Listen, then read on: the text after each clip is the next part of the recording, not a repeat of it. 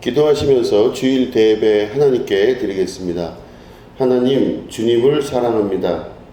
우리 가운데 이 시간 임하여 주시고 말씀 가운데 주님 만나는 귀한 시간 될 수 있도록 역사하시며 특별히 하나님의 마음속에 계신 그 뜻을 우리에게 전달하심으로 우리가 그 말씀의 뜻을 받고 그대로 실천하며 살아갈 수 있는 새로운 용기 얻을 수 있도록 예배 가운데 임하여 주시옵소서. 감사드리며 예수님의 이름으로 기도드립니다. 아멘. 예, 우리 하나님 말씀 함께 보시겠습니다. 말씀을 두 군데로 나눠서 보도록 하겠습니다. 첫 번째는 창세기 4장 16절부터 17절을 읽고 두 번째는 같은 4장에 있는 25절, 26절을 읽도록 하겠습니다.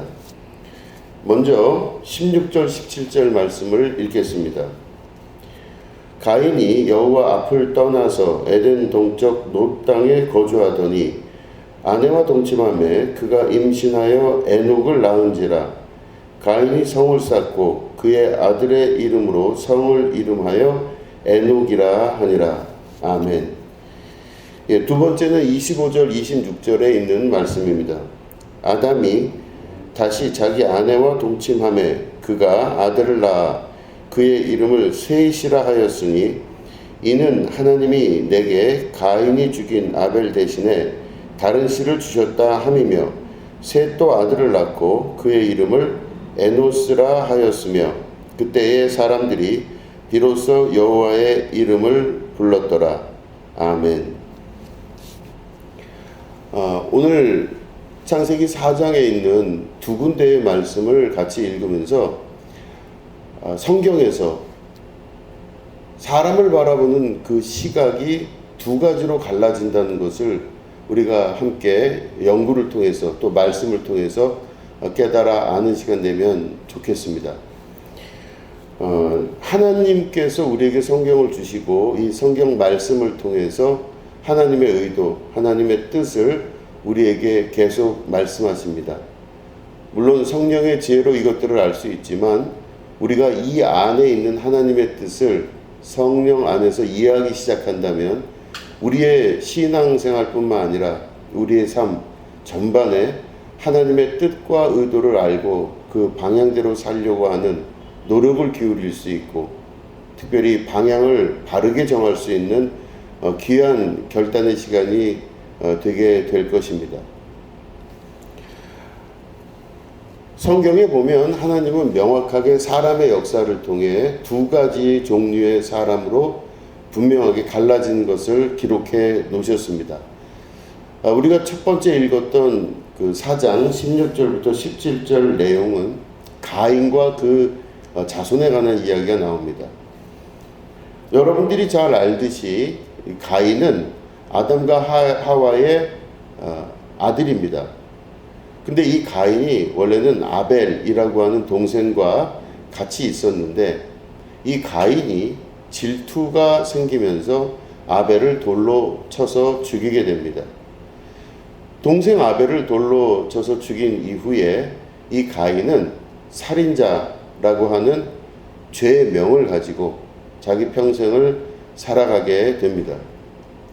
가인이 아버지 어머니와 함께 있었던, 다시 말해 아담과 하와와 함께 살았던 곳에서 떠나 이제는 다른 지역으로 자기의 처소를 옮기게 됩니다.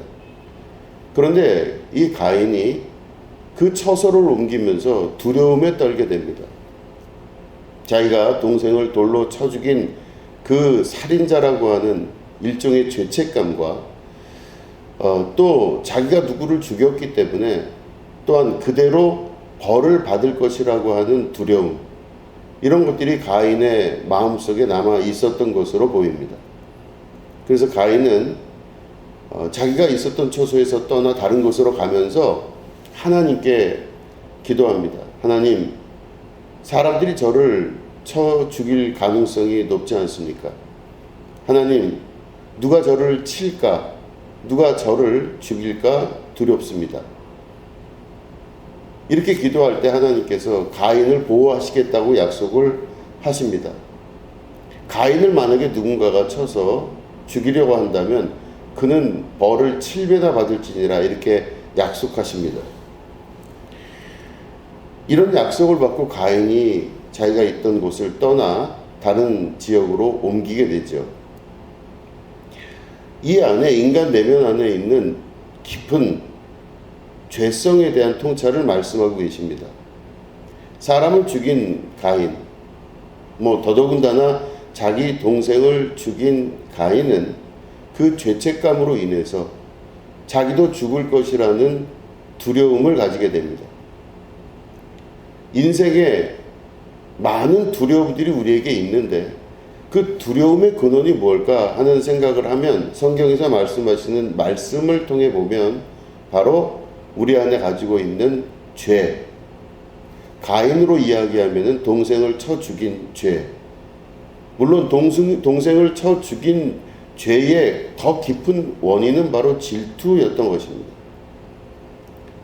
아주 작은 질투로부터 시작해서 살인이라는 결과가 나오게 되고, 살인이라는 결과를 통하여 죄가 내 안에 있다는 믿음을 가지게 되고, 그 죄로 인해서 우리 안에는 심각한 두려움에 쌓인 삶을 살아갈 수밖에 없게 됩니다. 아주 작은 것에서 시작해서 살인이라는 결론이 나고 그 이후에 나머지 여생 동안 가인의 마음속에 가지고 있는 자기 삶에 대한 믿음은 곧 두려움입니다. 죽음에 대한 두려움이겠죠. 이런 두려움을 가지고 새로운 길을 향해 떠나가는 이 가인에게 하나님께서 보호해 주겠다는 약속을 하셨음에도 불구하고 가인은 그 하나님의 말씀을 뜻대로 받아들이지 않습니다. 그 이후에 가인의 행동을 보면 그가 믿음을 가지지 않고 있다는 것을 알 수가 있습니다. 읽었던 본문 보면 16, 17장 보면 가인이 여호와 앞을 떠나서 에덴 동쪽 놋 땅에 거주했다고 되어 있습니다. 그럴 때 그가 아내와 동침하여 에녹이라고 하는 아들을 낳습니다. 그런데 17절 후반절을 보면 그가 에녹이라고 하는 아들을 낳는데 그 에녹이라는 아들을 낳은 후에 바로 나오는 문장이 가인이 성을 쌓고 이렇게 나와 있습니다. 에녹을 낳은 후에 가인이 성을 쌓고 그의 아들의 이름으로 성을 이름하여 에녹이라 하니라, 이렇게 말씀하고 있습니다. 자손을 낳은 이후에 자기가 했던 첫 번째 일이 바로 성을 쌓는 것입니다. 성은 나를 보호하기 위해서 쌓게 되는 겁니다. 이 성은 죽음을 두려워하는 가인의 상징적인 예표로 볼 수가 있습니다.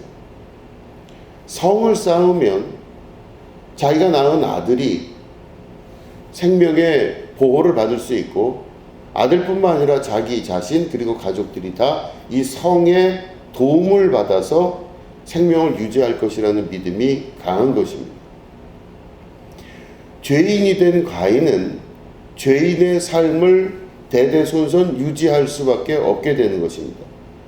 하나님의 시각에서 보면 가인이라고 하는 한 사람의 삶은 자기 스스로가 자기를 지켜야만 되는, 하나님을 믿지 못하고 하나님의 말씀을 믿지 않고 자기 스스로가 자기 성을 쌓음으로 자기의 생명을 보존할 수 있는 그런 믿음의 소유자로 세월이 흘러가면서 그 역사를 이루게 됨을 말씀하고 있는 것입니다. 우리가 사는 현재의 삶은 어떤 삶입니까? 가인 가족의 그 계보를 통해서 가인은 성으로 말미암아 보호를 받는 그 가족의 대표 원류가 된 것인데, 우리 살아가는 인생들도 많은 부분 성을 쌓으려고 하는 의도를 가지고 있습니다. 환경이 그럴 수밖에 없을 수도 있다고 생각할 수 있습니다. 우리의 살아가는 모든 환경, 이 모든 것에서 자기 성을 쌓지 아니하면 절대 제대로 살아갈 수 없을 것 같은 믿음이 많이 들지요. 내가 나를 보호할 수 있는 성이 무엇입니까? 바로 돈일 수도 있습니다. 돈을 벌므로 말미암아 내가 내 성을 쌓는다고 생각할 수도 있고, 아니면은 소위 말해 학력일 수도 있고, 아니면 힘일 수도 있고, 권력일 수도 있습니다. 자기를 보호하고 자기를 유지하기 위해서 스스로 지킬 수 있는 유일한 힘, 그건 바로 권력과 돈과 학력과 여러 가지 다른 마테리얼들을 사용해서 자기 스스로를 지켜나가려고 하는 것입니다. 이게 가인의 자손들이 갖고 있었던 전형적인 그 계보의 모습이라 할 수 있습니다. 우리는 육신으로 살고 있고 육신의 세계에 살고 있으며, 이 세계는 바로 죄가 있는 세계라고 말씀하고 계십니다. 날 때부터 의인인 사람은 한 명도 없고 모두 다 죄인입니다. 죄인들의 세계에서 만들어내는 그 세계의 아주 중요한 베이스는 하나님을 믿지 않고, 더욱이 하나님 말씀을 믿지 않고 자기 자신 스스로 자기를 지키려고 하는 자들의 역사라 혹은 계보라 할 수 있는 것입니다. 나 스스로 나를 지키려고 하는 자, 그렇기 때문에 결국엔 자기 자신의 힘을 의지하고 자기 자신의 권력과 자기 자신의 능력을 의지하는 자, 그게 바로 가인의 계보라고 말씀할 수 있는 것입니다. 그래서 가인의 이 행동을 통해서 하나님이 바라보시는 인간, 곧 죄인들의 역사의 시작을 분명하게 구별하여 볼 수가 있는 것이죠. 반면에 두 번째 읽은 25절 26절에 보면, 아담이 가인이 떠나고 나서 이제는 죽은 아벨을 뒤로 하고 하나님께서 또 한 생명을 주셨습니다. 그게 바로 셋이라고 하는 아들이에요. 그 셋이라고 하는 아들이 태어나게 됐는데, 그 셋이 또 아들을 낳습니다. 가인이 아들을 낳아서 그 아들의 이름이 에녹이고, 그 에녹을 낳은 이후에 자기가 성을 쌓았다고 되어 있고, 셋이라고 하는 이 아들도 역시 아들을 낳았는데, 이 셋은 자기 아들을 낳고 나서 이름을 에노스라고 하고 짓게 됩니다.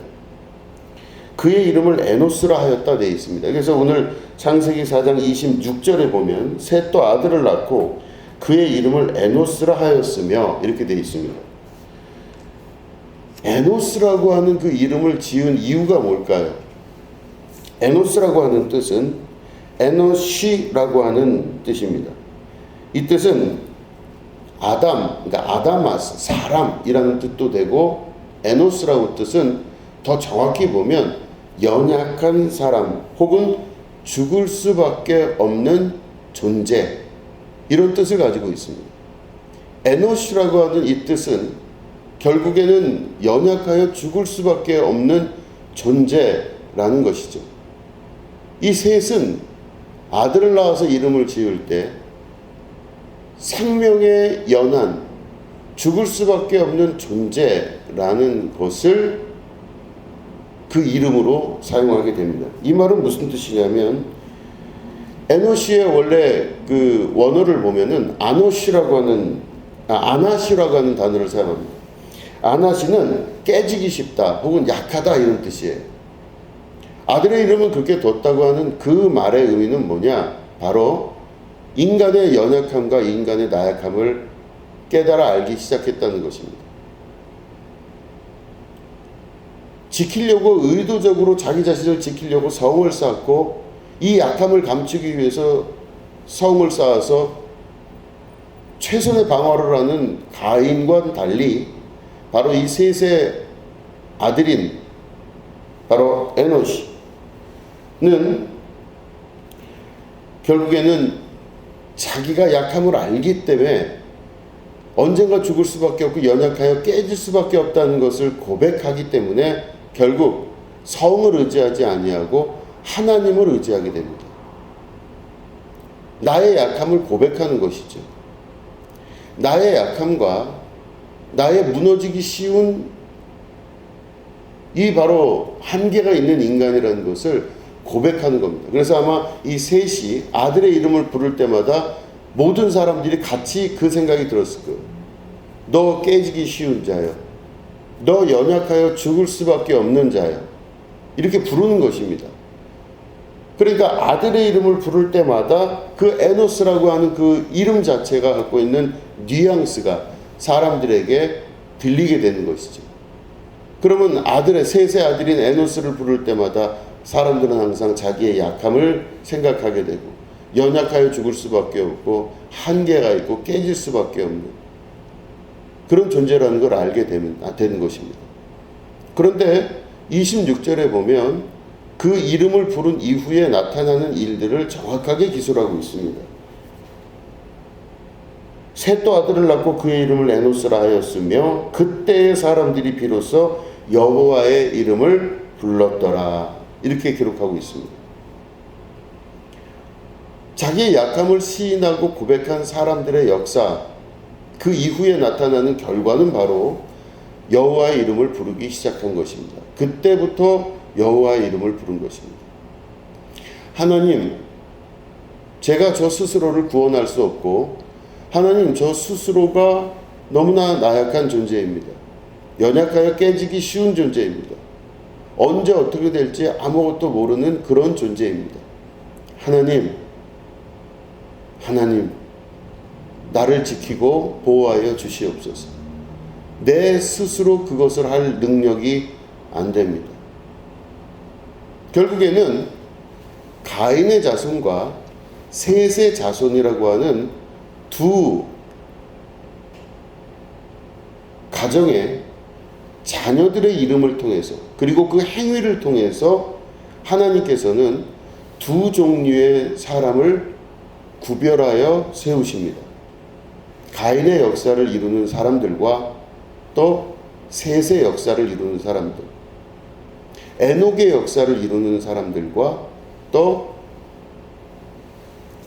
에노스의 역사를 이루는 사람들, 그리고 스스로 자기 성을 쌓는 사람들의 역사와 하나님이 내 성이요, 여호와가 나의 성이요 나의 반석이라고 고백하는 사람들의 역사를 둘로 나누어서 기록하고 있는 것입니다.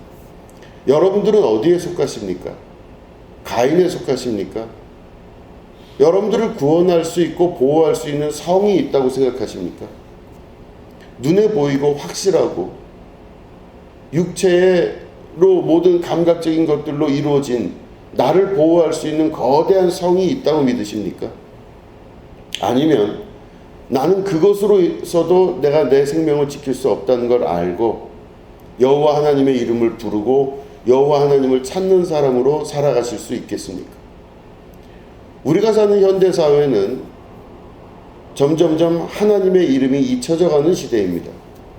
여호와의 이름을 불렀던 사람들마저도 여호와의 이름을 부르지 않는 시대, 그리고 자기의 성을 쌓는 시대로 점점점 급하게 진입하고 있습니다. 우리가 살고 있는 이 시대에서는 가인의 자손과 또 셋의 자손 중에서 셋의 자손들이 점점 없어지기 시작하며 가인의 자손들이 만들어 놓은 수많은 성이 우리를 구원할 것이라고 하는 그런 믿음의 세계로 접어들고 있습니다.